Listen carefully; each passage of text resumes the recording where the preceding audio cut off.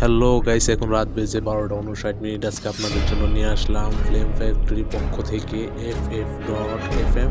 আজকে আমাদের মাঝে স্টোরি টেলার হিসেবে থাকবেন আমাদের রাকিব ভাই।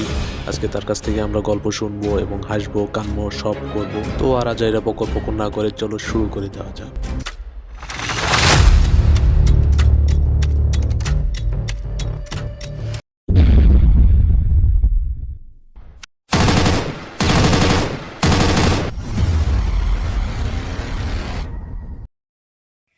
এক গায়ে এক বণিক বাস করত।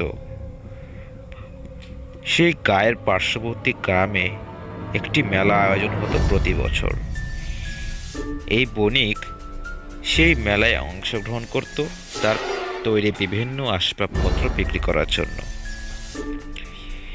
তো এই বছরই আগামীকাল সেই দিনটি, যার জন্য সে তার আসবাবপত্র গুটিয়ে সেই গ্রামের উদ্দেশ্যে রওনা হলো। সারা পথ সে হাঁটলো, তবে মাঝে পড়ল একটি নদী। সেই নদীতে ছিল অনেক স্রোত। এদিক দিয়ে সন্ধ্যা হয়ে গিয়েছে, কোথাও কোনো নৌকা পাচ্ছে না বণিক ভাইটি।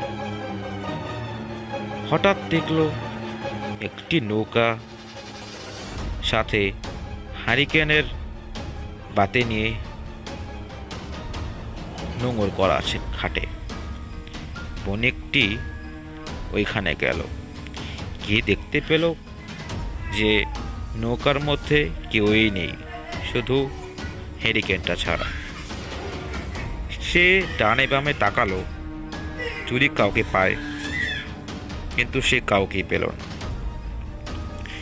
সে ডাকাডাকি করলো মাঝি ভাই করে, কিন্তু তার ডাকে কেউ সাড়া দিল না।